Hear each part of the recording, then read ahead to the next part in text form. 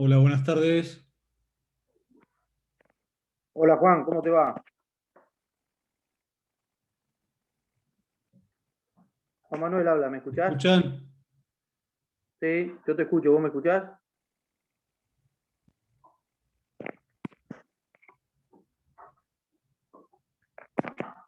¿Me escuchás, Juan? No.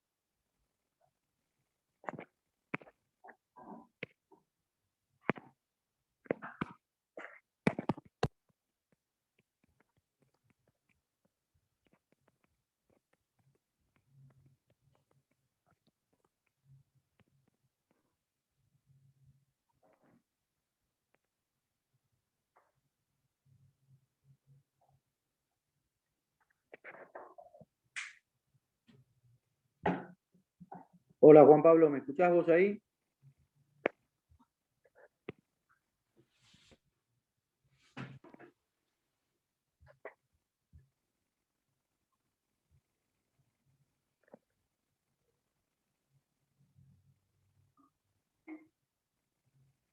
Hola, ¿me escuchan ahí? Nosotros sí, ¿vos nos escuchás? Sí, ahora sí. Perfecto. Te paso la clase entonces, Juan, un abrazo. Gracias, Juan. Hasta luego. De nada. Bueno, buenas tardes a todos y a todas. ¿Cuántos somos? 19. Quedamos poquitos. ¿Qué pasa? Están estudiando para el examen, me imagino. U otros exámenes. ¿Se les cruzan los exámenes? ¿Sí? Bueno. Bueno, ayer tuvieron clases de antijuricidad, ¿sí? ¿Quién les dio clase? Aguad. La doctora Watt. Bien. ¿Qué tema les dio? Nos dio antijuricidad, que en realidad era lo que se tenía que dar el martes, pero bueno, el martes no tuvimos clases. Bien. Bueno, digo, antijuricidad en general y ausencia de antijuricidad, por ejemplo, ¿no? Ausencia de antijuricidad no les dio. No, no llegó. Creo que dijo que le iba a dar el miércoles que viene después del parcial, si mal no recuerdo. O sea, Porque bueno, que correspondía a ella la va a dar el miércoles que viene y ahora nos dio ayer, por ejemplo, la unidad 9, que el profesor Fernando Federico, que siempre me equivoco el nombre del chico este, no tuvimos clase con él el martes. Entonces la clase del martes nos dio ayer ella en su clase. Bien, bien. ¿Entendió? Bueno, sí, sí, entendí. O sea, les dio la parte general de antijuricidad como categoría, pero no entraron en la ausencia de antijuricidad, es decir, las causales de justificación en particular, eso no. No, eso más o menos hizo un paneo así medio general, pero nada, Bien. quedó ahí. Bueno, ¿Vale? está bien. Sí, sí, ahora sí. Bueno, a mí me toca dar justamente ausencia de antijuricidad, pero en particular dentro de las causales de justificación, la legítima defensa, ¿sí? La legítima defensa y después algunos temas que están siempre relacionados con la antijuricidad, que tienen que ver con el consentimiento del interesado, qué ocurre con los casos de tratamiento médico, muerte y lesiones deportivas, entre otros puntos. Pero bueno, lo principal de esta clase se va a centrar en la causal de justificación de la legítima defensa, ¿sí? Que está prevista en el artículo 34, inciso sexto y séptimo del Código Penal. Vamos un poco a retomar algunas ideas de la antijuricidad. Estamos obviamente ya cerrando lo que se llama un ilícito o un injusto penal, ¿sí? Una acción típica y antijurídica. Después vamos en la segunda parte, estudiar la última de las categorías, que es la culpabilidad. El tema de la antijuricidad, por las partes generales, seguramente la doctora Aguad ayer ya se explayó, pero quiero darles algunos puntos como para que después entiendan por qué algunos autores, por ejemplo, el consentimiento del interesado, lo solucionan lo resuelven dentro de la categoría de la tipicidad, y otros autores dentro de la categoría de la antijuricidad. Esto tiene que ver, rápidamente con esto, no me quiero detener demasiado, pero para que después lo entiendan. Esto tiene que ver con la concepción que se tenga, y esto ya venimos hablando nosotros, la concepción que se tenga sobre las distintas categorías, es decir, el contenido que corresponde analizar en cada categoría. Creo que les mencioné hace un par de semanas, o tal vez al principio, en las primeras clases, esto de que hay una visión que dentro de la que considera a la tipicidad como un fundamento, una ratio, un indicio de la antijuricidad. Es decir, la tipicidad es un indicio de la antijuricidad, así como visto, como dicen los autores, visto el humo desde lejos, me anuncia que si me voy acercando hay fuego, o hubo fuego, ¿sí? Entonces, cuando digo la acción es típica, en principio confirmo que, en principio, ¿no? Es un indicio de que también es antijurídica. Cuando es típica, también sería antijurídica, salvo que luego constate en el caso particular que existe un permiso legal que se llama causa de justificación. ¿Qué va a ocurrir cuando concurre una causa de justificación? Por ejemplo, legítima defensa o estado de necesidad justificante, va a eliminar la antijuricidad. Entonces, esta categoría de la tipicidad estaría muy pegadita a la antijuricidad. La antijuricidad dependería un poco depende de la tipicidad, por supuesto, es una categoría precedente. Primero se analiza si la conducta es típica y después analizo si es antijurídica. Pero ya la tipicidad encierra un indicio de antijuricidad. Esto de veo humo desde lejos, tengo que presuponer que hay fuego o que hubo fuego, ¿sí? Ese fuego es la antijuricidad. Entonces, la tipicidad ya me encierra un indicio de antijuricidad. No todos ven esto de esta manera.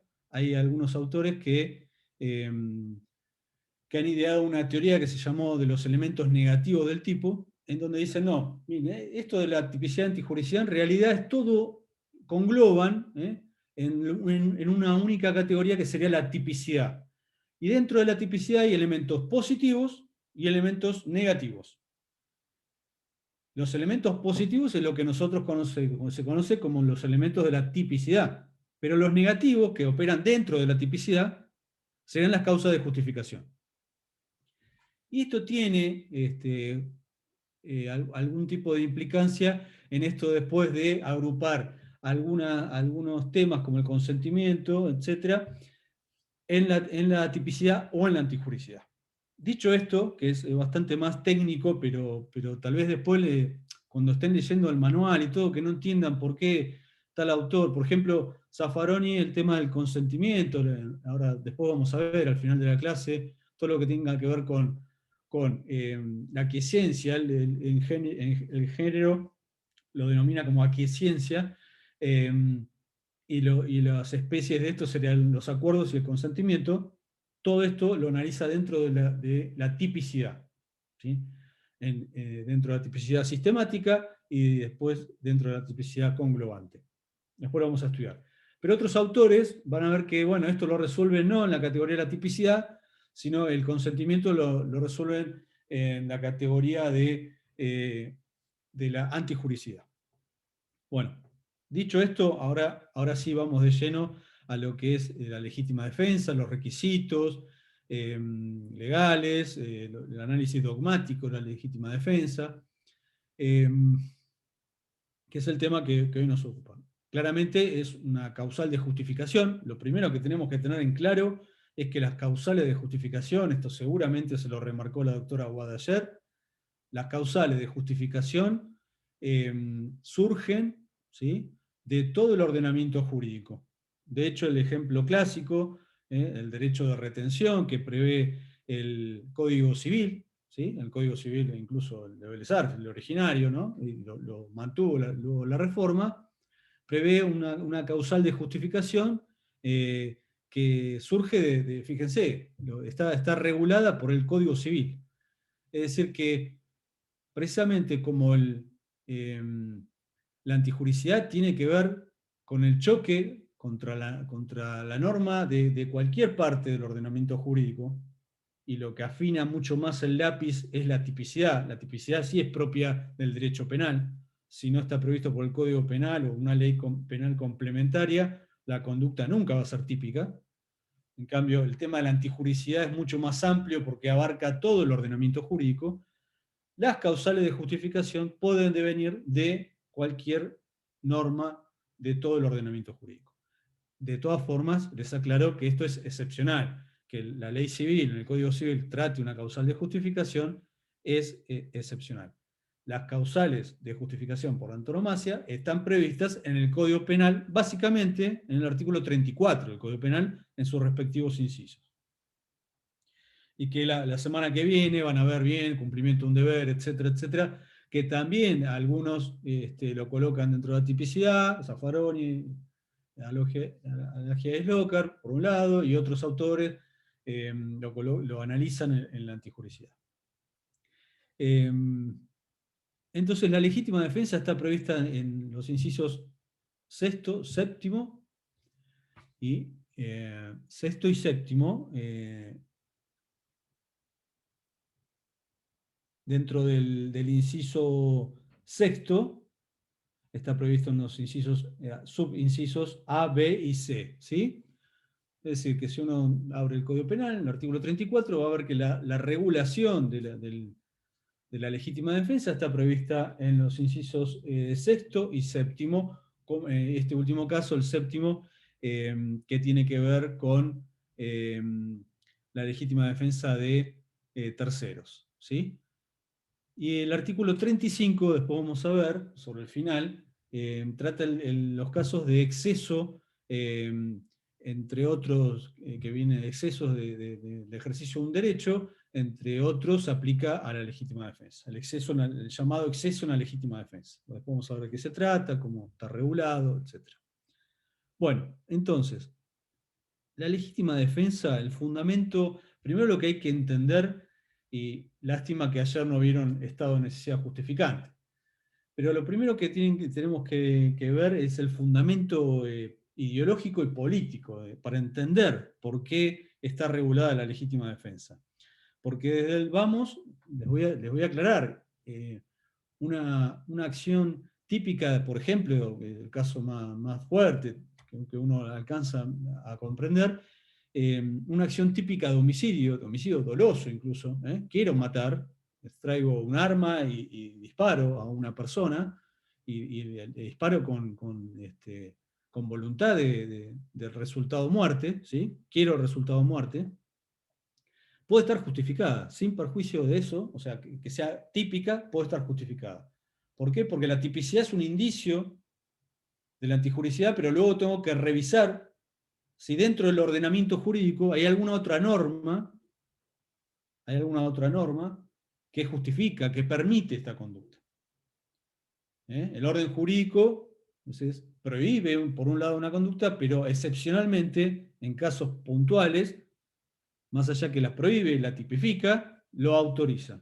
Ejemplo, que vamos a ver hoy, legítima defensa. Una persona está en su domicilio, escucha ruidos, va a ver en la puerta, ingresan 3 personas encapuchadas, todos con arma de fuego.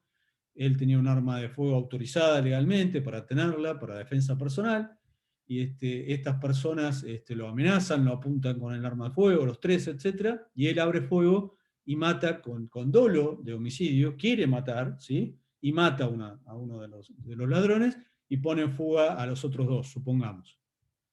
Bueno, después vamos a ver los requisitos, pero eso es un caso típico de homicidio, hay una acción dolosa de homicida, ¿sí? O sea, en todos los elementos de la tipicidad, tanto objetivos como subjetivos, hay dolo, hay un sujeto activo, un sujeto pasivo, un resultado muerte, eso es el aspecto objetivo, ¿sí? dentro del aspecto subjetivo, hay un claro dolo de homicidio.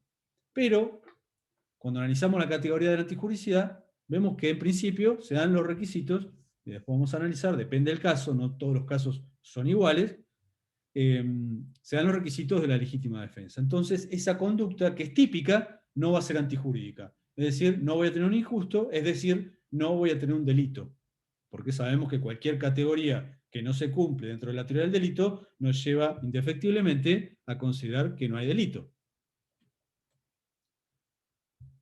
Decimos que la conducta típica está justificada, no es, que es lo mismo que decir que no es antijurídica. ¿Hasta ahí bien? ¿Hasta ahí bien, digo? ¿Sí? Bien. Sí, sí. Después nos vamos a detener en los detalles. Yo les quiero dar primero una introducción general al tema para que lo entiendan. A mí no me interesa aquí repetir lo que dicen los manuales y lo que dice el Código Penal. Quiero darle las llaves, en la medida de lo posible, las herramientas para que ustedes entiendan dogmáticamente cómo debe analizarse este instituto, ¿sí? Para que después, cuando estén solos con el manual, puedan realmente estudiarlo bien. Les decía que es importante empezar a ver cuál fue el fundamento ideológico y político de este instituto, y en ese sentido se dividieron los objetivistas por un lado y por el otro los subjetivistas. Los objetivistas tienen una concepción colectiva, y afirmaban que debía defenderse el fundamento, la justificación de la legítima defensa tenía que ver con una concepción colectiva y que se debía defender el derecho objetivo, ¿sí? En cambio, los subjetivistas tienen una concepción individual, subjetiva, y afirmaban que la persona tiene derecho a defenderse porque no puede tolerar la injusticia de la agresión, ¿sí? ¿Se entendió? Entonces, por un lado, están los objetivistas sostienen que, bueno, el orden es una visión colectiva y que se defiende el derecho objetivo. Y los subjetivistas que es una visión más individualista, en donde se dice, bueno, el ciudadano, el sujeto no tiene por qué tolerar lo injusto, no tiene por qué tolerar una agresión injusta de otro ciudadano. Para, digamos, zanjar un poco la diferencia de estas dos visiones o fundamentos, se afirmó que como fundamento y un principio, que el derecho no tiene por qué tolerar lo injusto de cualquier ciudadano. Y esto nos lleva de la mano, que es muy importante, al carácter subsidiario de la legítima defensa. Se dice, y en esto hay acuerdo, y que la legítima defensa tiene un carácter subsidiario. ¿Qué significa esto? Y tiene que ver con el fundamento. Que solo va a haber legítima defensa en la medida que la persona que debe defenderse en el caso concreto no pueda apelar a los órganos del Estado para que concurran en su defensa. Repito, solamente habrá legítima defensa cuando la persona, en el caso concreto, no tenga la posibilidad de recurrir a los órganos del Estado, ejemplo, policía, fuerza de seguridad, a los órganos, que no pueda recurrir a los órganos del Estado en tiempo que pueda constituirse en los órganos del Estado para defenderlo en ese momento que está siendo agredida la persona, que está siendo agredida ilegítimamente. Después vamos a ver. Por eso es subsidiaria. Subsidiaria de... ¿Cuál es la regla principal? La regla principal es que el ciudadano en este contrato social, contractualismo, en donde delegó en el Estado todo lo que tenga que ver con el derecho de seguridad y con el derecho del ius puniendi, digamos, la soberanía del pueblo es delegada en el Estado, en ese contrato tácito, implícito, y entonces por eso el ciudadano no puede defenderse, no puede ejercer justicia por mano propia. Es decir, son los órganos encargados del Estado los que administran justicia, para eso hay 3 poderes, principio republicano, que se autocontrolan, etcétera, etcétera, y que hay un poder específico que administra justicia y dicta sentencia y resuelve los casos penales. Entonces, ¿qué ocurre cuando el Estado no puede cubrir, o no puede dar, hay un autor que lo grafica muy bien, si tuviésemos en cada situación un policía en la puerta de nuestra casa o al lado nuestro, bueno, claro, la legítima defensa no tendría razón de ser.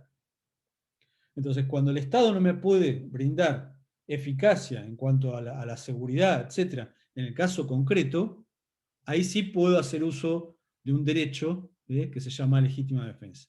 Hay un permiso legal que me autoriza a actuar y defenderme solo. ¿De cualquier manera me puedo defender? No, de cualquier manera no. Ahora vamos a ver. ¿Por qué de cualquier manera no? Porque los derechos no son absolutos. Es un principio general del derecho que aplica también en el Código Penal. Los derechos son relativos, sobre todo en cuanto a su ejercicio, por más importantes que sean. Todo derecho, cualquier derecho es relativo y está sujeto a la reglamentación, ¿no es cierto? A una reglamentación, y está sujeto también a no invadir o no perjudicar a terceros. Es decir, mi derecho termina donde empieza el derecho de un tercero, ¿sí? Y ahí tiene que haber un equilibrio. Por eso los derechos no son absolutos. Bueno, aquí se aplica ese criterio. Entonces, repito, el carácter subsidiario de la legítima defensa es muy importante porque me va a servir como guía para determinar cuándo estoy en una situación que puedo ejercer una legítima defensa y cuándo no. Ejemplo, si yo estoy adentro de mi casa con rejas, con alarma, con puerta blindada, o sea, en una situación muy protegida dentro de mi casa, con teléfono celular, teléfono fijo, y siento ruidos en la puerta, que están queriendo abrir la puerta de mi casa, y yo sé que la tengo reforzada, etcétera, y que no van a entrar así rápidamente, etcétera. Bueno, yo no puedo, imagínense, sacar un arma de fuego por una ventana y dispararle al que intenta entrar para robar, con fines de robo. No puedo hacer eso. ¿Por qué? Porque yo tengo posibilidades en esa ocasión, salvo que sea esto en el medio del campo, etc. Pero supongamos que sea en el ejido urbano, tengo posibilidades de llamar a la policía para que venga en mi auxilio, y ahí vamos a la regla general. El Estado es el que me debe proteger, el Estado debe cumplir con la seguridad. Entonces, en ese caso, no se aplica en un caso de legítima defensa. La persona tuvo el tiempo y los medios como para convocar a la fuerza de seguridad. Si no lo hizo, eligió un camino erróneo, equivocado. Y esto es importante porque el común de la gente cree que el derecho de legítima defensa es absoluto, que la legítima defensa opera en cualquier caso, y entonces, por ejemplo, como yo le decía en este ejemplo que le acabo de dar, y ha habido casos puntuales en donde la persona, en vez de llamar a la policía, hace justicia por mano propia, saca un arma de fuego y en forma, digamos, ilimitada, ejerciendo un derecho en forma absoluta, le dispara y lo lesiona o hasta lo mata al que quiere entrar al domicilio. Esto no es legítima defensa. Entonces, primera cuestión es el carácter subsidiario de la legítima defensa.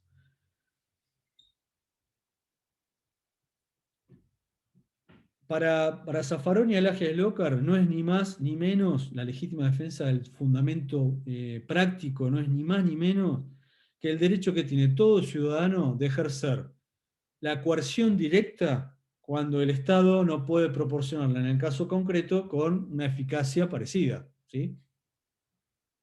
Es la coerción directa, es decir, el ciudadano en ese momento reemplaza a la fuerza de seguridad, ¿sí? Y después van a ver que también la fuerza de seguridad tiene límites, en cumplimiento de un deber tiene límites, no puede ejercer absolutamente un derecho. Es decir, el hecho de ser policía, tener un uniforme, un arma reglamentaria, no le da derecho a ejercer la función de cualquier manera. La tiene que ejercer con protocolos, con racionalidad, que ahora ese tema es muy importante, lo vamos a enganchar aquí con la legítima defensa. Entonces, la cuestión práctica es esa, cuando el Estado no puede concurrir a auxiliarme y a darme seguridad, en el caso concreto, en tiempo y forma, con la eficacia parecida, bueno, en ese caso puedo actuar en legítima defensa. Hay una cuestión también práctica que tiene que ver con esto de los derechos relativos, que es diferenciar el estado de necesidad justificante de la legítima defensa.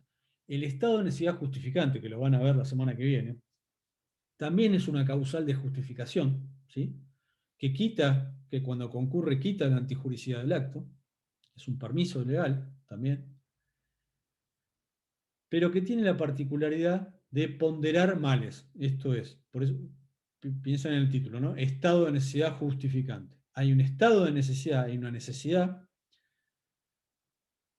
y que se justifica la reacción del necesitado, justifica la reacción del necesitado, porque se hace una ponderación abstracta, pero también concreta, de una ponderación de bienes.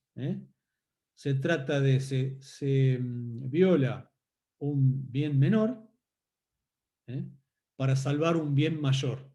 Ejemplo, se está incendiando un comercio, un vecino pasa caminando, ve que es una zapatería, supongamos, se está incendiando claramente, se ven las llamas desde afuera, y escucha gritos desde adentro. La persona, el vecino que pasa caminando, toma un palo, rompe el vidrio de la zapatería y logra así que las personas que estaban allí encerradas puedan salir y les salva la vida. Claramente ahí está realizando una conducta típica de daño, está rompiendo un vidrio, ¿sí? La acción es típica de daño, sí, pero no va a ser antijurídica. ¿Por qué? Porque concurre una causal de justificación que se llama estado de necesidad. Estado de necesidad justificante, en donde se sacrifica un bien menor, rotura del vidrio, para salvar, para darle prevalencia a un bien mayor que es la vida de las personas que estaban allí encerradas. Tanto en el estado de necesidad justificante como en la legítima defensa tienen un denominador como un elemento común, que es la necesidad. En los dos permisos, en las dos causales de justificación, hay una situación de necesidad. La diferencia es que, y esto es importante justamente diferenciar entre los dos permisos, es que en el caso del estado de necesidad justificante, va a haber necesidad en la medida que haya una ponderación que me justifique sacrificar un bien menor. Porque si yo no pondero, no estoy salvando un bien mayor, no va a haber necesidad, no va a haber un estado de necesidad. Para que haya estado de necesidad, tengo que sacrificar un bien menor por un bien mayor. En la legítima defensa no hay ponderación de males. Y aquí va a haber necesidad en la medida que el ciudadano no pueda, como decíamos hoy, no pueda recurrir a la fuerza de seguridad,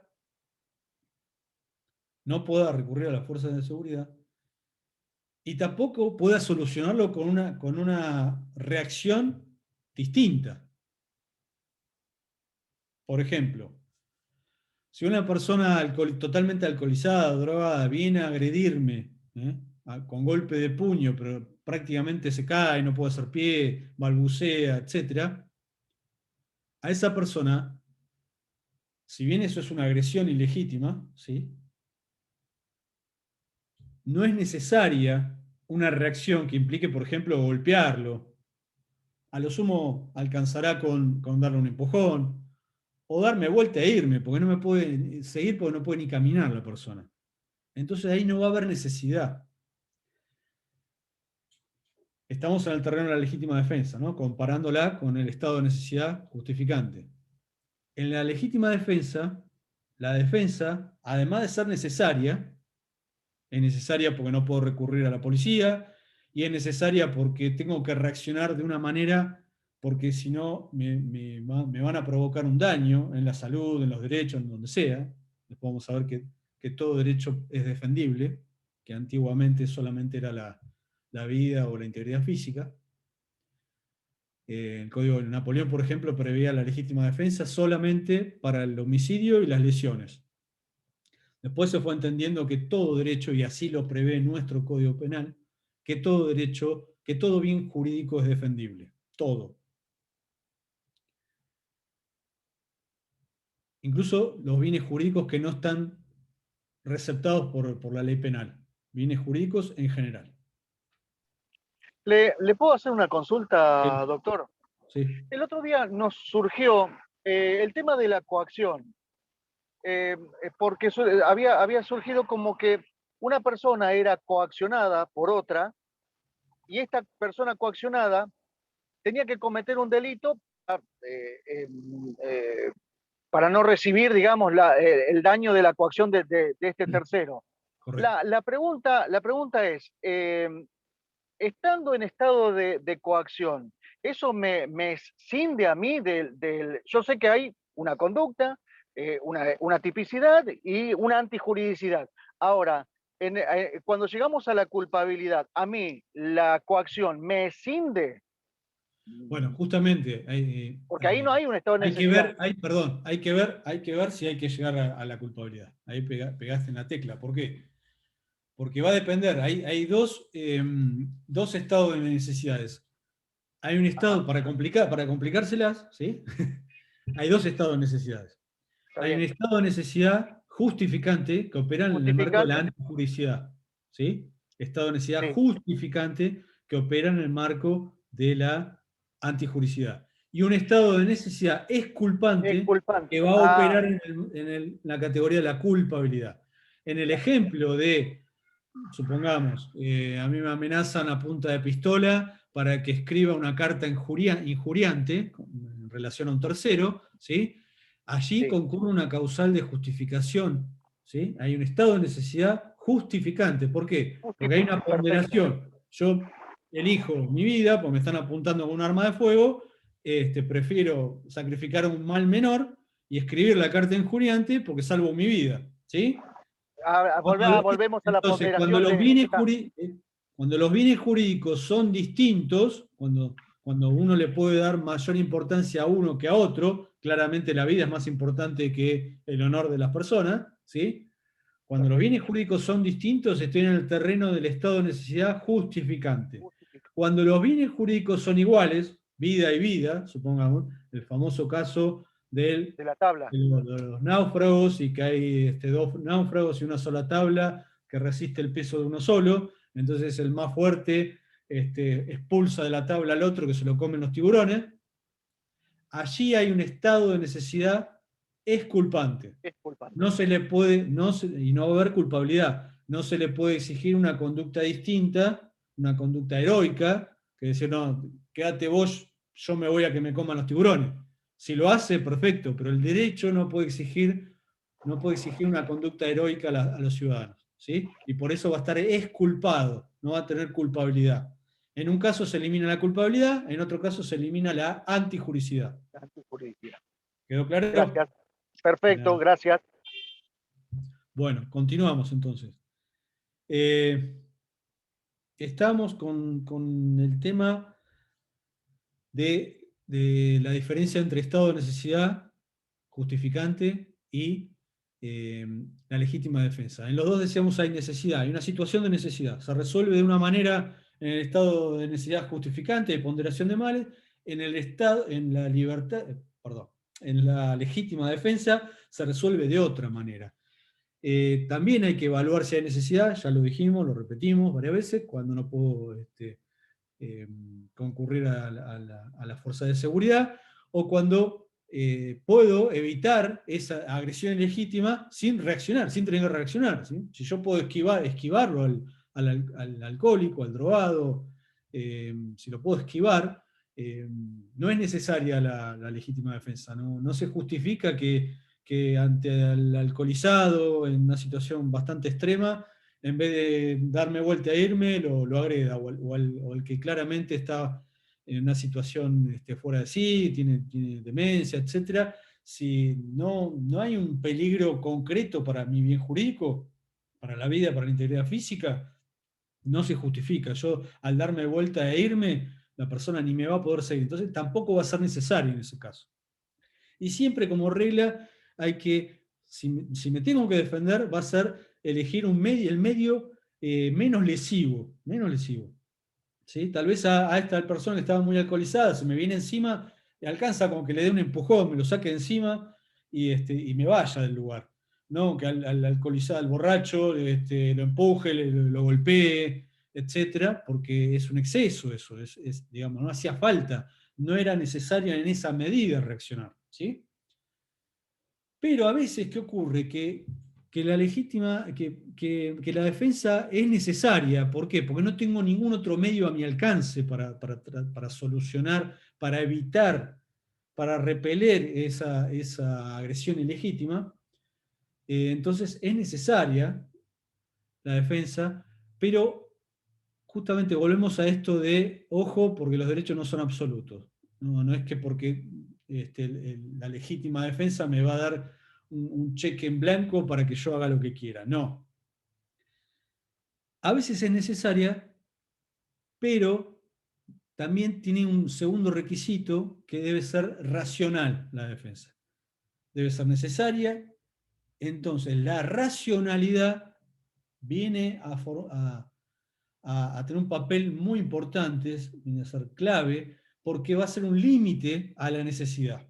Vamos con un ejemplo que dio Roxin, un autor alemán, ya lo conocen, aquel del funcionalismo moderado o valorativo, que ya estuvimos hablando, ¿se acuerdan que lo comparamos con el funcionalismo radical de Jacobs? Bueno, Roxin, autor alemán, repito, dio un ejemplo que tuvo mucha repercusión y como decimos ahora, se viralizó. En esa época en los manuales, ¿no? Se viralizó porque lo tomaron los distintos doctrinarios.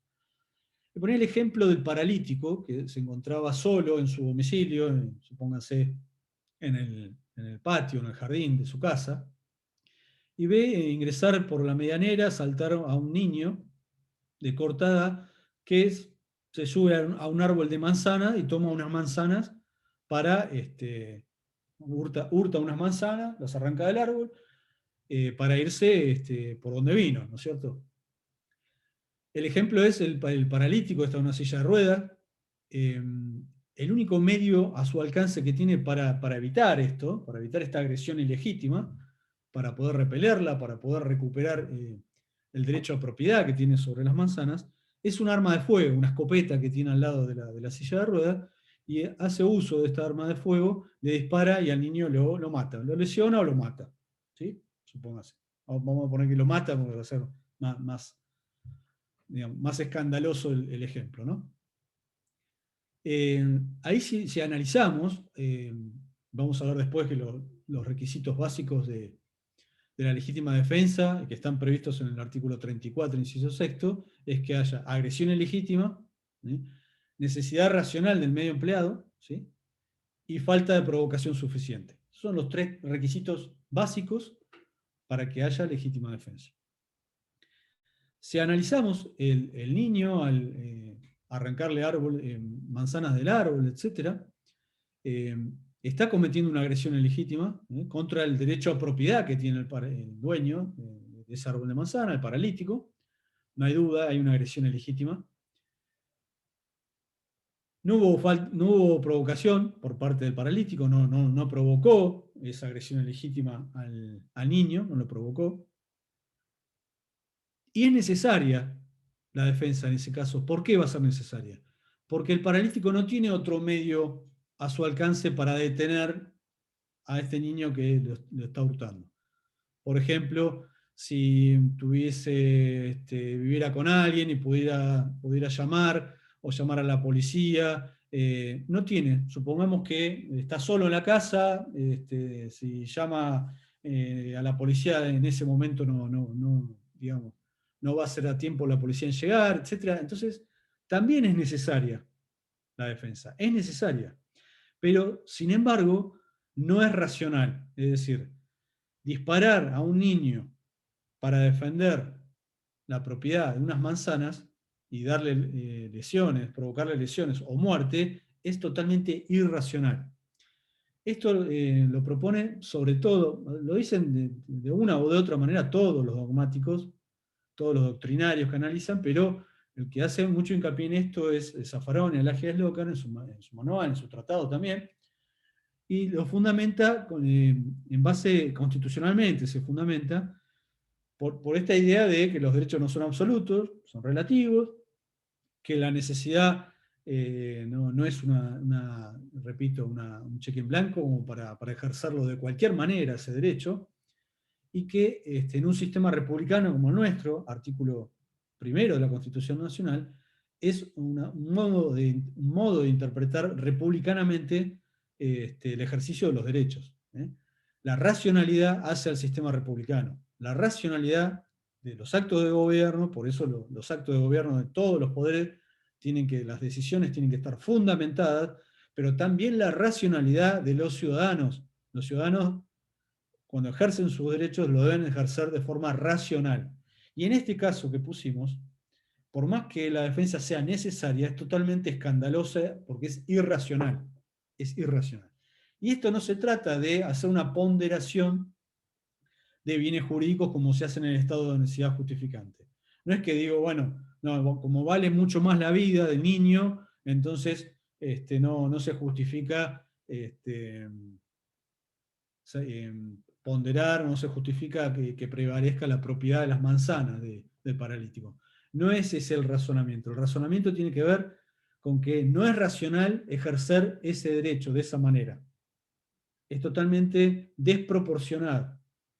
Porque cuando el Código Penal habla de necesidad racional, fíjense que dice en el inciso B, en el apartado B del inciso sexto, el artículo 34, dice, el segundo requisito es necesidad racional del medio empleado para impedirla o repelerla.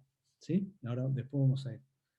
¿Se entendió? Esto es muy importante que lo entiendan. La defensa debe ser necesaria. Ya dijimos lo que significaba que sea necesaria, pero además, como límite a esa necesidad, tiene que ser racional esa defensa. Esa reacción, esa defensa que yo ejerzo, debe ser racional.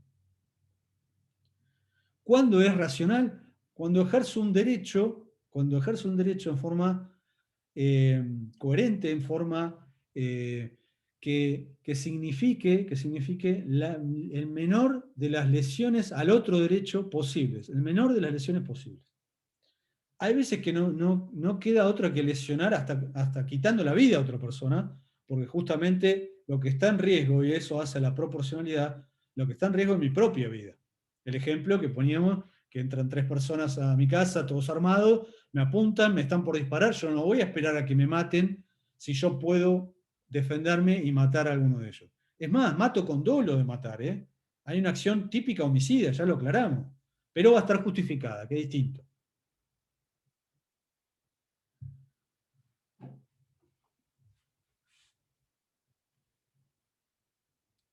Es importante que ustedes comprendan que cuando el Código Penal habla de esto que les acabo de leer, necesidad racional, fíjense que el propio código está hablando de racionalidad,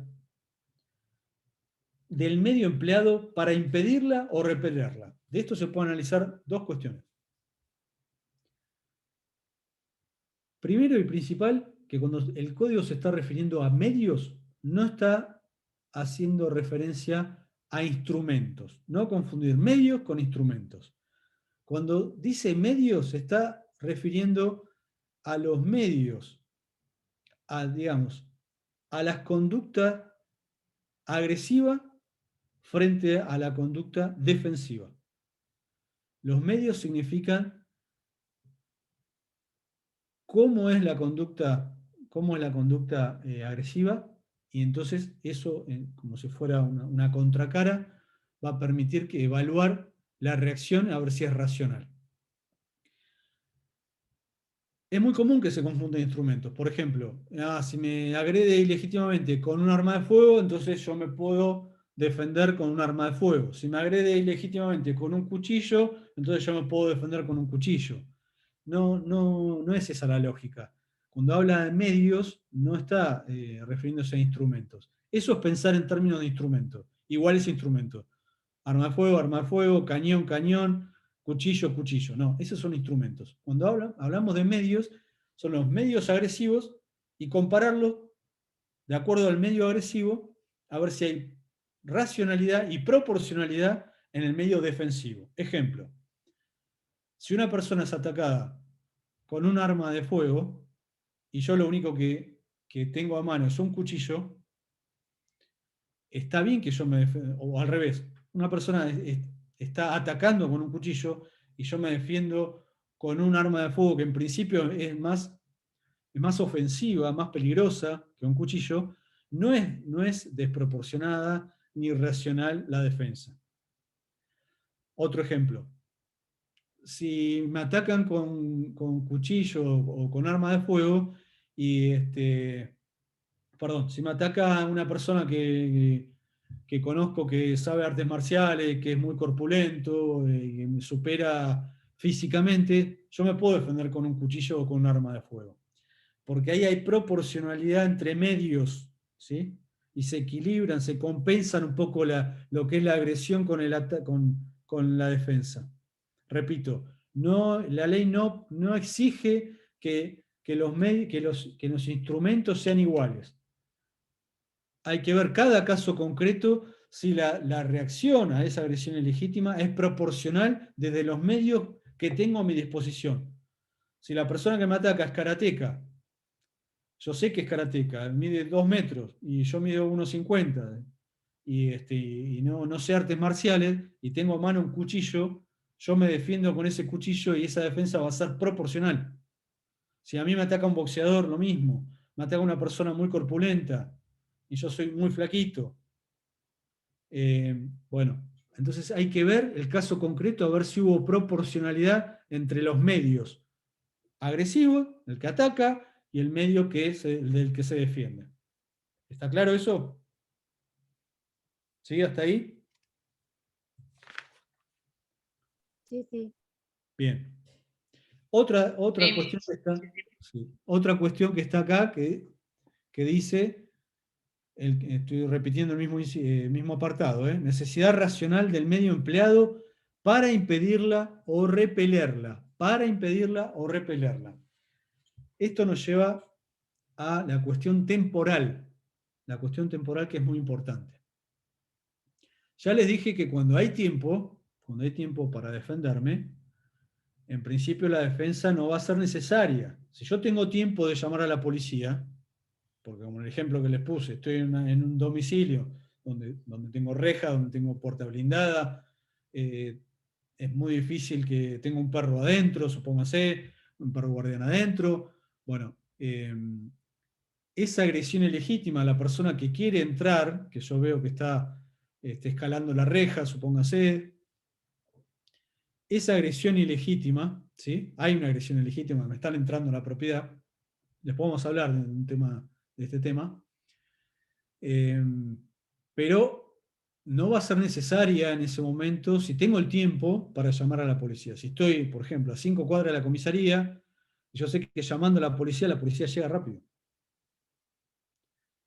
Otro caso va a ser si yo llamo a la policía y la policía no llega, y bueno, ahí sí voy a estar justificado a defenderme solo, porque digamos, la fuerza de seguridad no llegaron en su debido tiempo. Pero yo debo tener una mínima paciencia para recurrir a la regla general, que es el Estado me tiene que defender. Yo no puedo hacer justicia por mano propia, salvo que no me quede otra. Entonces ya dijimos que el factor tiempo es importante. Aquí dice para impedirla o repelerla. Cuando hablamos de impedirla, se está refiriendo a la agresión ilegítima, es para impedir la agresión ilegítima, para que no suceda, y cuando estoy hablando de repelerla es porque ya sucedió y la estoy repeliendo, la estoy rechazando. Entonces, esto va de la mano con lo que se llama legítima defensa anticipada. ¿Sí? Dogmáticamente, los doctrinarios le pusieron esto de impedirla, ¿no? Bueno, esto requiere un análisis. ¿Por qué? Porque la agresión ilegítima no necesariamente tiene que haber inmediatez. No necesariamente tiene que haber inmediatez. Lo que tiene que haber es inminencia. El concepto de inminencia, es decir, que la agresión va a ser inminente. Es decir, siempre cuando estamos evaluando si hubo necesidad para impedir o repeler, sobre todo para impedir, repito, siempre que evaluamos si la persona se defendió frente a un ataque, primero tenemos que evaluar que la agresión ilegítima, va a haber agresión ilegítima siempre que se encuentre, por lo menos, amenazado un bien jurídico. En el ejemplo, la vida, la integridad física, bueno, si yo siento amenazado el bien jurídico, esa agresión ilegítima no necesariamente tiene que ser típica, una conducta típica, ¿sí? Que requiere un delito. Entonces, admite la legítima defensa contra actos preparatorios. Eso ya vieron, ¿no? Los actos preparatorios que se diferencian de los actos ejecutivos, la tentativa, ¿se acuerdan? Los actos preparatorios son, en principio, son no punibles. Pero aquí, ojo, que una agresión ilegítima puede haber una agresión ilegítima en un acto preparatorio.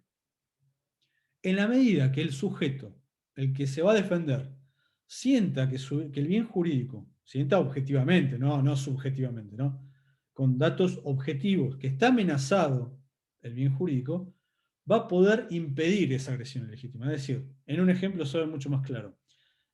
Si yo estoy discutiendo con una persona y esa persona extrae de entre sus prendas un arma de fuego y me apunta con el arma de fuego, en un marco de discusión y que es muy probable que si me está apuntando también me dispare, ¿sí? Yo no sé varias cosas.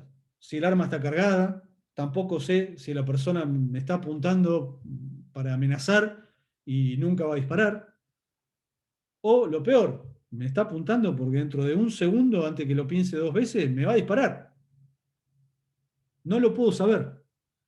Entonces, en ese caso se dice que la agresión ilegítima es inminente. ¿Por qué inminente? No inmediata, que no hay que confundir. Porque la persona puede estar apuntándome 2 segundos o media hora. En cuanto al tiempo, no hace a la inmediatez, hace a la inminencia. ¿Vieron los gauchos cuando están en el campo? Dicen, ¿cómo está el clima? Y en cualquier momento llueve, porque ve que viene la tormenta así negra, las nubes negras, el paisano, en cualquier momento llueve. Eso es la inminencia. En cualquier momento puede pasar. No sabemos cuándo, pero puede pasar.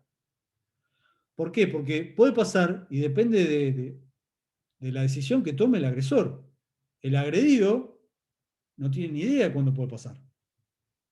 Entonces se dice que ese ataque, esa agresión ilegítima, es inminente. Y si es inminente, afectado, amenazado el bien jurídico, yo ya me puedo defender para impedirla, como dice el Código Penal. Impedir la agresión ilegítima. No hace falta que la agresión ilegítima empiece. Depende del caso. Depende si el ataque es inminente. Miro para el cielo, va a llover, es inminente. De un momento a otro puede llover. Bueno, cuando saca un arma una persona y me apunta, de un momento a otro me puede disparar. Yo no lo sé. Entonces yo puedo sacar un arma de fuego y dispararle primero. Entonces, la defensa puede ser anticipada, entre comillas, puede ser anterior a la agresión ilegítima, pero a condición que esta agresión ilegítima sea inminente, puede ocurrir en cualquier momento. Cuando hablamos de repeler es mucho más sencillo, porque la agresión ilegítima ya empezó. La persona me sacó el arma y empezó a disparar. Entonces yo puedo contestar claramente, puedo repeler esa agresión ilegítima. La puedo rechazar, la puedo repeler. ¿Sí? ¿Hasta ahí? Como ven, son conceptos que hay que desmenuzarlos. Hay que entenderlos, porque si uno lee de corrido la legítima defensa, repite como un loro los requisitos, Pero estamos viendo que cada requisito tiene sus bemoles, ¿sí? Tiene sus conceptos y su interpretación.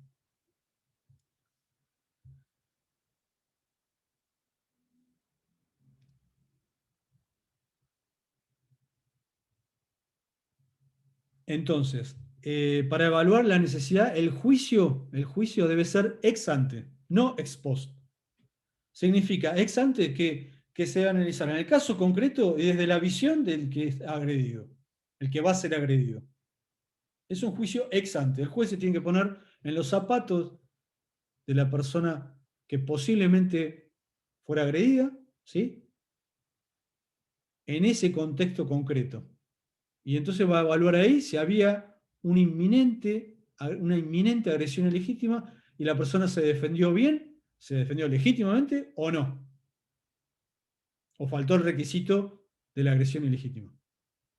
Porque puede ser el caso en que la persona se hizo una película, no tiene un dato objetivo, no es que la persona le sacó el arma, etc., le apuntó, no, se hizo una película, como lo vi una vez armado, capaz que tiene un arma, entonces primero saco el arma yo y lo mato por las dudas. Ahí es donde salimos del terreno de la legítima defensa. Y es lo peligroso de lo que se lee en los diarios, de lo que mal informan, muchas veces los noticieros, etcétera, y que ponen el tema de la inseguridad, y del otro lado al pobre ciudadano que trabaja y por qué tiene que tolerar que un ladrón, etcétera. Bueno, hay casos y casos. Está bien, yo a veces puedo matar a un ladrón legítimamente porque se dan ciertos requisitos legales. Porque si no, so pretexto de que me vienen a robar, en todos los casos puedo matar. O so pretexto que me vienen a romper un vidrio, también puedo matar. Es decir, hay una interpretación y una reglamentación de lo que es la legítima defensa. No es un derecho absoluto la legítima defensa. No es un derecho absoluto. Ya lo habrán visto también en los noticieros, en los casos con repercusión, que incluso quien tiene un uniforme y un arma reglamentaria no puede matar en cumplimiento de un deber, entre comillas, cuando excede ese cumplimiento de un deber, o no está dentro de un cumplimiento de un deber, y está ejerciendo excesivamente un derecho que es el cumplimiento de un deber.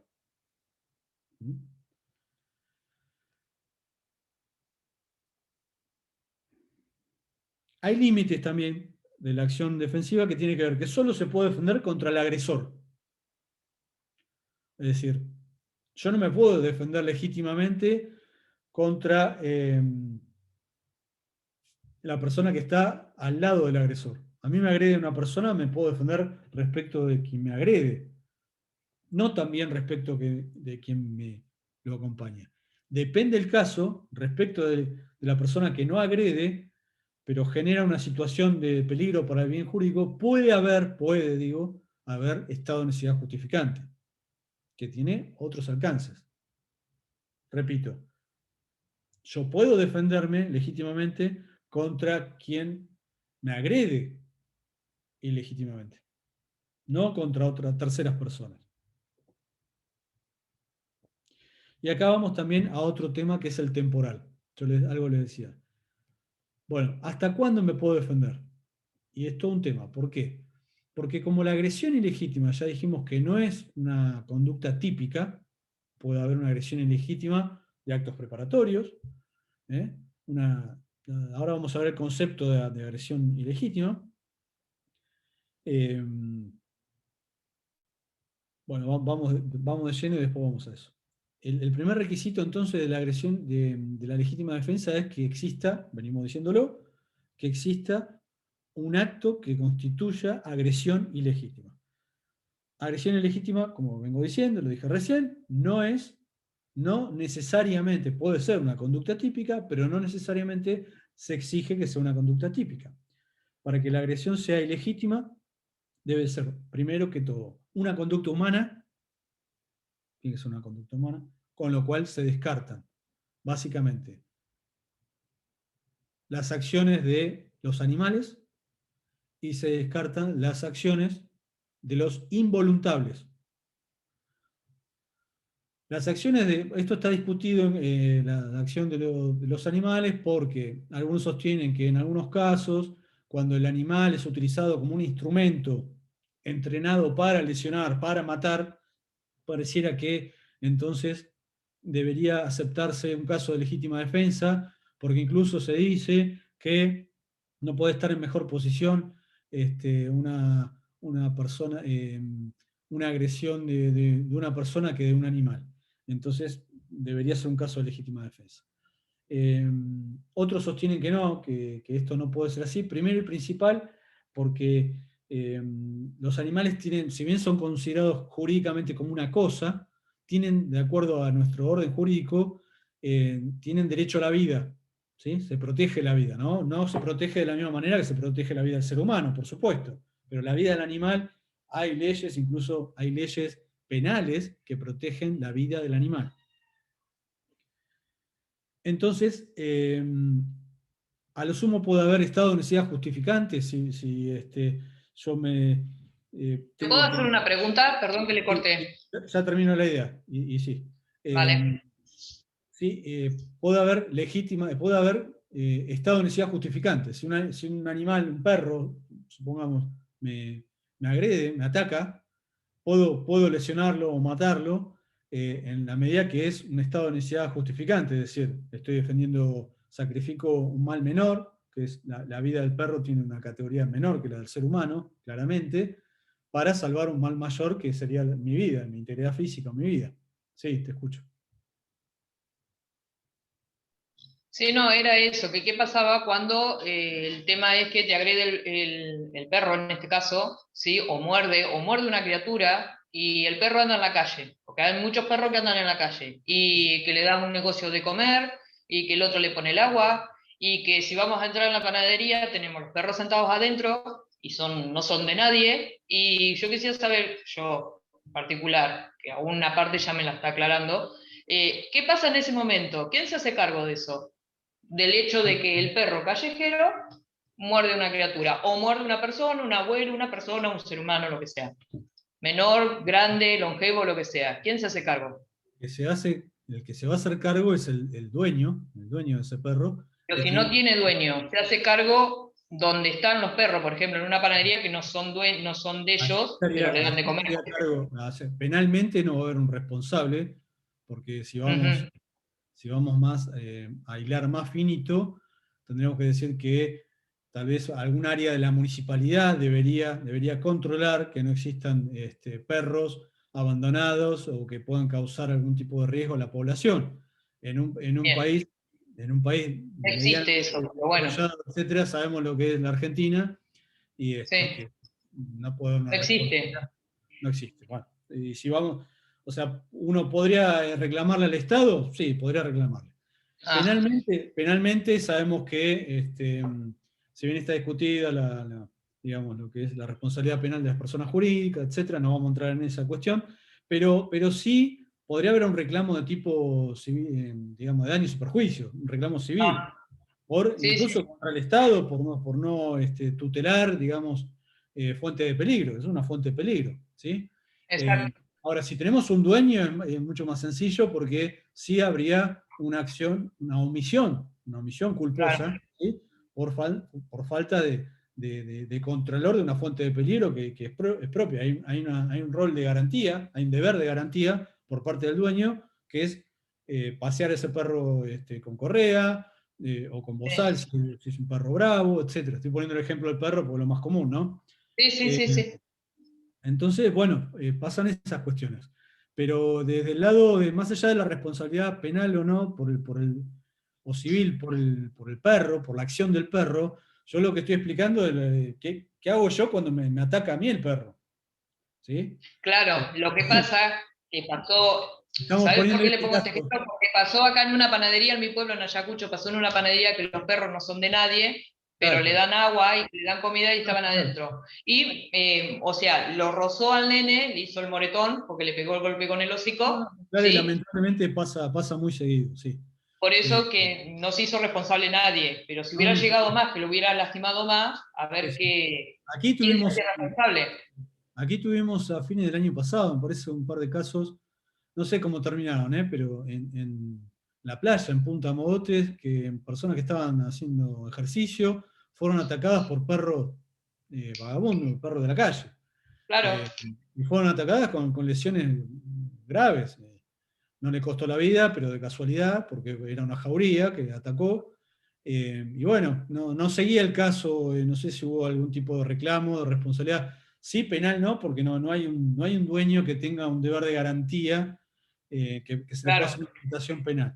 Pero La volviendo, pregunta mía era si se hacía responsable, ¿dónde estaban los perros? ¿Adentro de la panadería? ¿Se hacían cargo los dueños de esa panadería que no son de ellos los claro, perros? bueno, pero si el tema es, si los dueños de la panadería están permitiendo que perros allí, que es una fuente de peligro, están respondiendo, se están poniendo ellos en posición de garantía. Es decir, si entran clientes y hay una fuente de peligro ahí que es responsabilidad mía, porque es mi negocio y yo lo estoy dejando entrar, bueno, ahí sí puede haber unas lesiones o un homicidio culposo. ¿Sí? Por omisión de un deber de cuidado mínimo y en, Sí, sí. en rol de garantía. En rol de garantía. Ya lo van a estudiar después en la segunda parte los tipos omisivos. Vale, Tipos omisivos, muchas gracias. no, de nada. Bueno, entonces, la agresión ilegítima debe ser un acto, una conducta humana, ¿sí? Una conducta humana. También debe ser una conducta agresiva. ¿Qué significa esto? Que la voluntad tiene que estar dirigida a agredir. No necesariamente, como venimos diciendo, tiene que ser una conducta típica. Por eso decimos que un acto preparatorio puede ser, en la medida que esté dirigida a agredir, es una agresión ilegítima. Hay una gran discusión respecto de qué ocurre con las conductas imprudentes. Eso constituye una agresión ilegítima, es decir, ante un descuido es una agresión, es considerada una agresión ilegítima o requiere de alguna manera dolo. Bueno, allí la mayoría de la doctrina entiende que una conducta imprudente también es considerada una agresión ilegítima y algunos, como por ejemplo Zaffaroni y Alajes Lócar, consideran que no, que la conducta imprudente no es considerada agresión ilegítima. Otra de las cosas que me olvidé decirles es que además de ser una conducta humana, tiene que ser una conducta de un humano, una conducta que sea, digamos, voluntaria. Entonces descartamos, ustedes ya lo estudiaron esto, penalmente, cuando se excluyen los casos de la acción, ¿no? Los casos de exclusión de la acción son estado de inconsciencia, fuerza física irresistible y los actos cortocircuitos reflejos. En esos casos no hay nada de voluntad de la persona, ni siquiera viciada, no hay voluntad, entonces no sería una conducta humana. Por ello no puede constituir tampoco una agresión ilegítima. Entonces, repasando, debe ser conducta humana, esto es que sea, por lo menos aunque sea una conducta humana con voluntad viciada, por lo menos yo me puedo defender contra un inimputable o contra un niño. Me puedo defender, sí. Es una conducta viciada, de alguna manera, ¿sí? Pero no estoy en un caso de fuerza física irresistible. Ya repetimos, los casos que excluyen la acción penal, allí no hay conducta humana, jurídicamente hablando, ¿no es cierto? Debe ser agresiva, ya dijimos, cuando es agresiva, tiene que estar dirigida a agredir y por último, debe ser antijurídica. ¿Sí? Entonces, repetimos, no hace falta que sea, vieron que la categoría de la antijuricidad no se identifica con la tipicidad. Antijurídica en el sentido de que viola una norma, cualquiera sea ella, de cualquier parte del ordenamiento jurídico. ¿Sí? Entonces, repasando, la agresión ilegítima debe ser conducta humana, debe ser agresiva y debe ser antijurídica. Volviendo al tema temporal, y que viene de la mano con esto, bueno, como no se requiere, puede ocurrir, pero no se requiere que la agresión ilegítima sea típica, me puedo defender contra actos preparatorios, con cualquier acto antijurídico, aunque no sea típico. Y entonces, temporalmente, me podría defender desde que se pone en riesgo un bien jurídico, se pone, por ejemplo, la vida, de que extraen el arma y me apuntan con el arma, desde ese momento pone en riesgo el bien jurídico, desde ese momento, incluso hasta después de consumado o agotado un delito. Esto es bastante discutible. Esto lo sostiene Zaffaroni y Alajes Lócar, y para algunos es una ampliación desmedida, ilimitada del derecho de defensa. Vamos a poner ejemplos que lo vamos a entender mucho mejor. Si a mí me roban, supongamos una bicicleta, me la hurtan, yo la roban, la puse con una cadena en un palo de luz en la vereda, cuando voy a ver está rota la cadena y la bicicleta ya no está más. A los 2 días, supongamos, veo la bicicleta, que la reconozco porque la pinté yo de una determinada manera, la tuñé toda para que nos entendamos, le puse un asiento de bicicleta que no tiene nada que ver con la bicicleta en serie. Bueno, es mi bicicleta, claramente es mi bicicleta. La pregunta es, ¿puedo en ese momento recuperarla sin acudir a la fuerza de seguridad? ¿Puedo considerar que la agresión ilegítima todavía está ahí, a flor de piel, y me puedo defender recuperando, supongamos, dándole una trompada, lesionando a la persona para que me devuelva la bicicleta porque no me la quiere devolver? ¿Puedo pelearme con esa persona para recuperar la bicicleta? No. Para algunos sí, para algunos todavía hay tiempo, porque renace la necesidad de la legítima defensa, porque no puedo acudir, porque la persona sigue en bicicleta y se va, no puedo llamar a la policía, poner pausa y pretender que la policía me recupere la bicicleta. Entonces podría en ese momento, digamos, pese a que la agresión ilegítima fue hace 2 días, me robaron hace 2 días, renacería la posibilidad, esa necesidad de contestar a esa agresión ilegítima. Y otros dicen, no, hay un límite que es la agresión ilegítima ya pasó, ya cesó. Entonces, lo que yo puedo hacer es recurrir a la policía, pero no puedo recuperar de propia mano, porque estoy entonces actuando,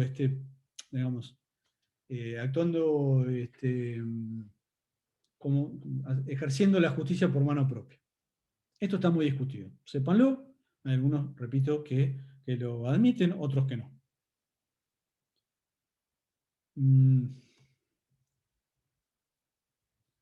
¿Qué ocurre con esto que dice el código?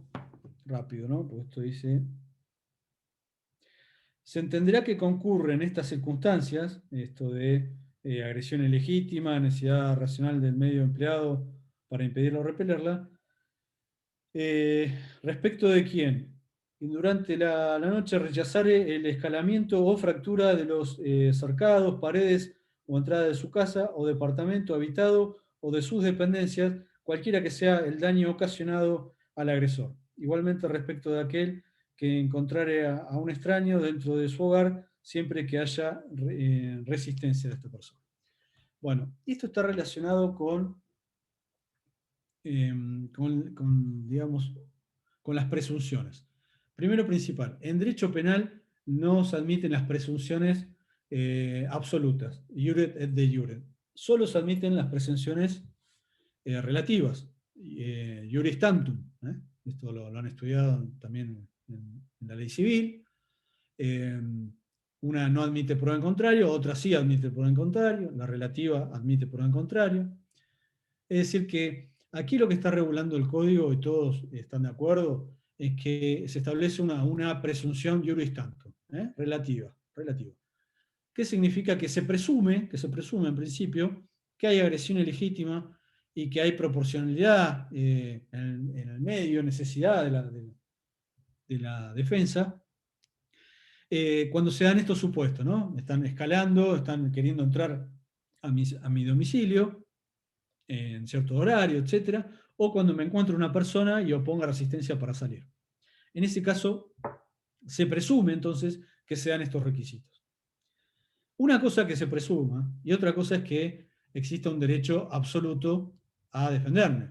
Es decir, el ejemplo que ponemos hoy, el hecho de que me estén escalando la medianera, etcétera, y lo veo por una cámara de seguridad o por una ventana, eso automáticamente no me lleva a decir que puedo ejercer la defensa de cualquier manera.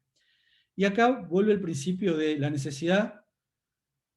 Se va a justificar la reacción en una defensa necesaria, se va a justificar en la medida que sea lo menos lesivo posible. Esa reacción tiene que ser lo menos lesivo posible de acuerdo al caso. Y aquí viene el concepto de ofendícula. Ofendícula es todo medio mecánico defensivo que las personas, que las vemos en las rejas, los vidrios rotos en las medianeras o las puntas de lanza en las rejas. Algunos, bueno, justamente es el contraejemplo, ¿no? Ponen electricidad en alambres, otros son más extremos y ponen medidas de seguridad, un dispositivo donde un arma de fuego se acciona cuando un sensor del patio pasa una persona o a veces un animal, etc., ¿no? O sea, las ofendículas se llaman, son medios mecánicos de defensa que van desde los menos lesivos hasta los mortales, ¿no es cierto? Bueno, justamente lo que acepta el derecho es que las personas tengan esos medios mecánicos defensivos, pero lo menos lesivos posible. Por ejemplo, si yo tengo y que avisen, digamos, a posibles invasores terceros. Si yo tengo un perro bravo en el patio, tengo que poner un cartel que diga cuidado con el perro, ¿sí? No puedo entrenar un perro que no ladre, que sea silencioso, sigiloso, para que cuando un ladrón entre a mi patio, el perro lo hiera mortalmente. Ese no es el medio defensivo menos lesivo que tengo a mi alcance para proteger la propiedad. Para proteger la propiedad, los medios menos lesivos son, por ejemplo, los vidrios que están en la medianera, o las puntas de lanza, etcétera, o los alambres de púa. ¿Por qué? Porque son ostensibles, son visibles. El ladrón que va a entrar y quiere pasar por un alambre de púa sabe que se va a poder cortar, o sabe que se puede clavar con una punta de lanza, etcétera. Ahora, si yo pongo un sistema defensivo que automáticamente dispara una escopeta cuando el ladrón pase y no sé, empuje un hilo que está al ras del piso y lo estoy matando con ese medio, ese no es el medio lesivo menos ofensivo que tengo para defenderme. Ahí justamente la defensa no es necesaria ni es racional. Entonces, ¿los medios defensivos mecánicos están permitidos? Sí. Siempre y cuando, de acuerdo al caso, sea el menos lesivo que tengo a mi alcance. No están permitidos los medios mecánicos que son irracionales, que son lesivos por demás. Tiene que haber racionalidad, proporcionalidad. Otro tema. El último requisito es la falta de provocación suficiente de quien se defiende. Ese es un requisito negativo. Y es lógico que el Estado no fomente que las personas provoquen una agresión ilegítima para después defenderse. Es decir, yo me puedo defender legítimamente en la medida que no haya provocado esa agresión ilegítima. Pero no cualquier conducta va a ser considerada provocación. Primero y principal, tiene que ser provocativa en el sentido de que tiene que determinar la agresión. Si no determina, si no es causa de la agresión, no es provocación. Por ejemplo, si yo a una persona la insulto, insulto a su familia, etc., pero la persona no reacciona por eso. La persona agrede por otra cuestión totalmente distinta. Ahí no hay provocación, porque tiene que haber una relación de causalidad entre la provocación y la agresión ilegítima. ¿Se entiende hasta ahí? Entonces, para que sea provocación, tiene que ser provocación, en el sentido de que tiene que determinar la agresión ilegítima. Tiene que tener una relación de causalidad con la agresión ilegítima. y además tiene que ser suficiente. Suficiente significa que es previsible que mi provocación va a provocar una agresión ilegítima. Tiene que ser previsible para aquel que provoca. Y aquí hay una discusión nuevamente. ¿Se toman en cuenta el carácter, los aspectos subjetivos de la persona que yo estoy provocando? Es decir, una persona que es irascible, que es digamos, muy nerviosa, muy histérica, que ante la primera cosa que le digo, etcétera, sé que va a reaccionar. Bueno, algunos dicen que si yo conozco a esa persona, no debo provocarla de ninguna manera porque sé que va a reaccionar. Y otros establecen que no, que es una medida media. Es decir, cualquier persona en su punto medio reaccionaría o no. Esa es la pregunta que deberíamos hacer. Esto está discutido. Así como se admite la defensa de cualquier derecho, porque cualquier derecho tiene un bien, siempre hay un bien jurídico tutelado atrás, un bien jurídico para proteger, también puede un tercero defender legítimamente a otro. A le está golpeando a B, y yo a F, y yo soy C, y a B yo lo puedo proteger. Entonces lo puedo defender legítimamente ante la agresión ilegítima de A. Incluso, no importa que A haya provocado la agresión, en la medida que yo no haya participado como tercero de esa agresión. Una persona provoca a otra, esta agrede, yo puedo defender legítimamente al provocador en la medida que yo no haya participado, aun cuando conozca la provocación, si yo como tercero no participé, puedo defender legítimamente a ese tercero, a esa persona. ¿Se entiende? Y esto demuestra para toda la doctrina la naturaleza de injusto personal. Nuestro derecho penal expresamente en esta fórmula regula, concibe un derecho penal como naturaleza. El derecho penal es injusto personal, a diferencia de un injusto objetivo. Nosotros tenemos un derecho con un injusto personal. ¿Por qué?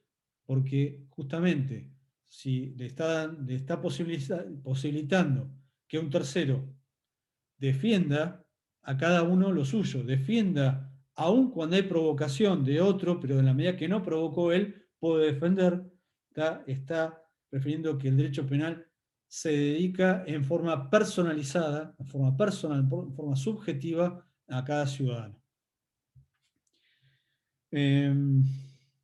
Otra cuestión.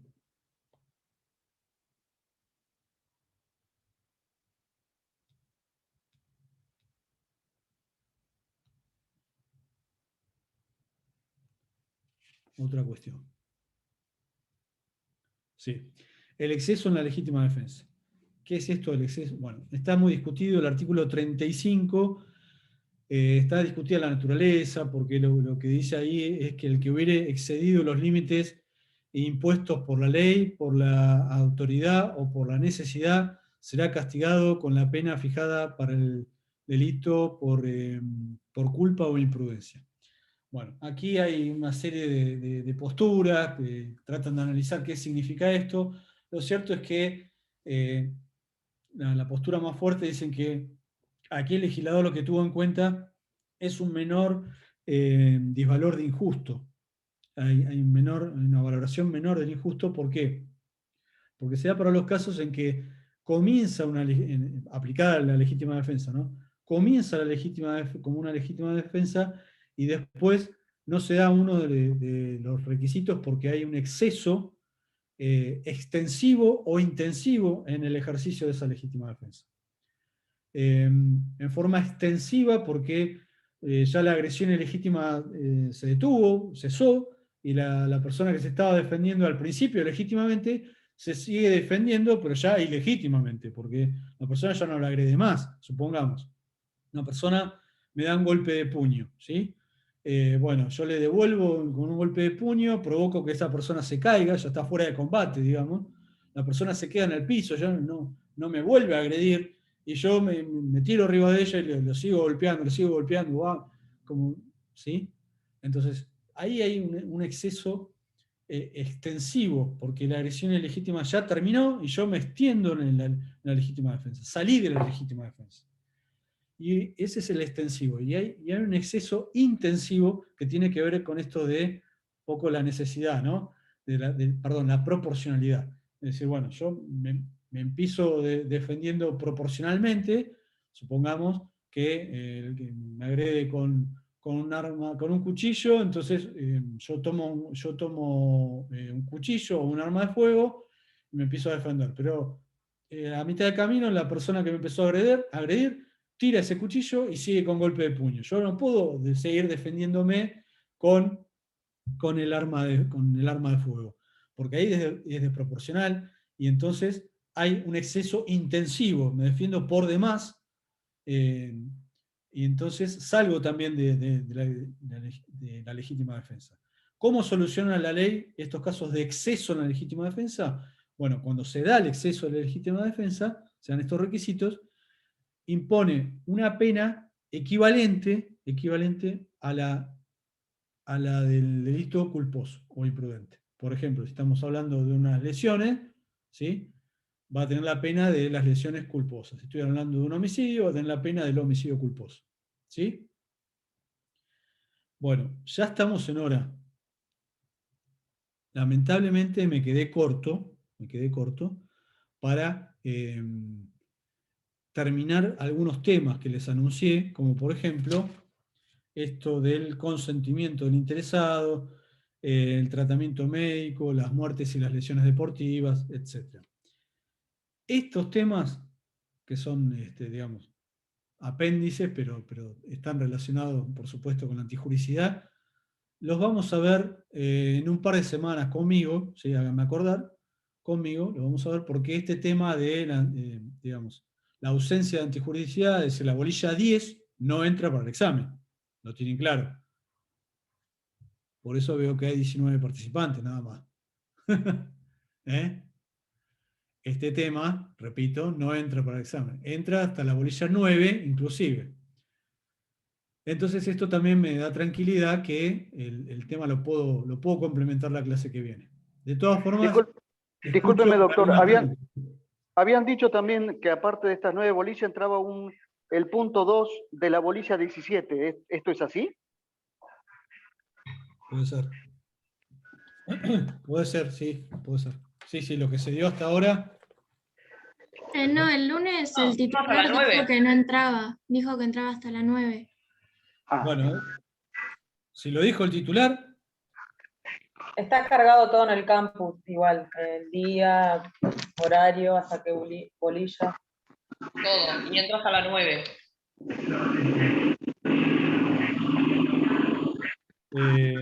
Además, no sé si se dio ese punto. ¿Cuándo se dio? No lo vimos. Supuestamente lo iba a dar el lunes, pero dijo que nos va a dar, no vamos a tener clase para repasar. Menos que menos. Si lo dijo el titular, quédense tranquilos. Es hasta la 9 inclusive, ¿sí? Bueno, ¿alguna pregunta de lo que hablamos? No. ¿No? ¿Se quedaron mudos? Miren que hay para hablar, ¿eh? El exceso... Profe, una pregunta. Sí, claro. ¿Cuál?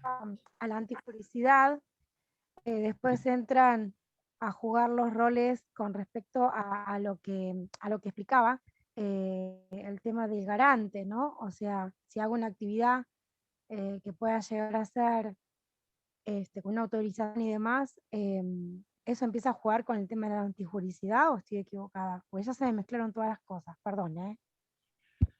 No, el tema del garante tiene que ver con la tipicidad. Hay tipos omisivos, principalmente, que requieren, para tener por completa el aspecto objetivo del tipo, el tipo omisivo, es tener un deber de garantía, tener un rol de garantía, ¿sí? Los roles de garantía, la fuente de garantía, después la van a estudiar.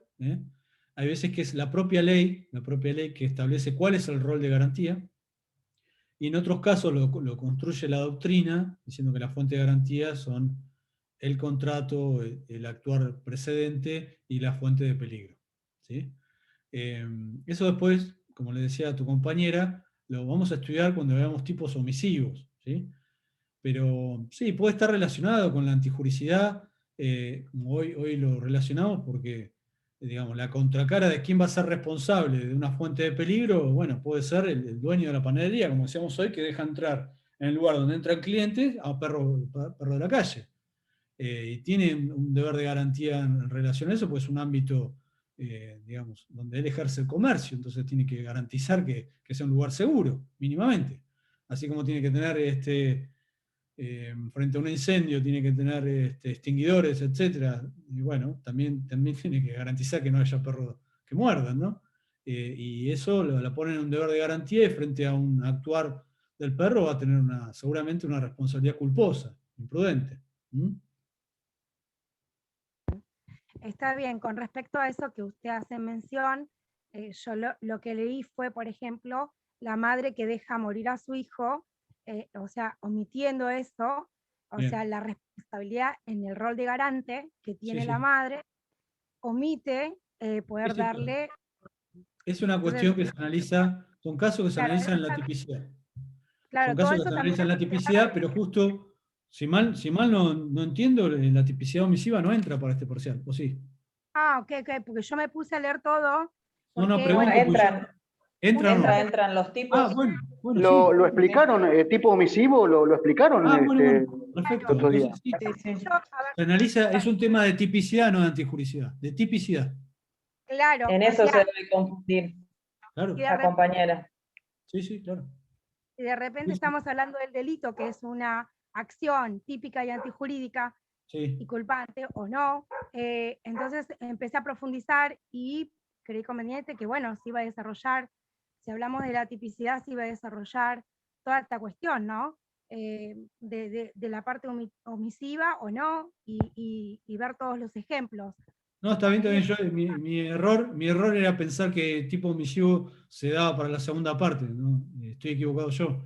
Está bien. Ese caso, como ponés, de la madre que deja morir al hijo por inanición, por no alimentarlo, es un caso típico de que analiza la doctrina como un delito de comisión por omisión, ¿sí? Que es un tipo de comisión impropio, porque no está regulado expresamente por el Código Penal, y ahí viene toda la discusión a ver si es constitucional o no una construcción dogmática de un tipo de omisión impropio.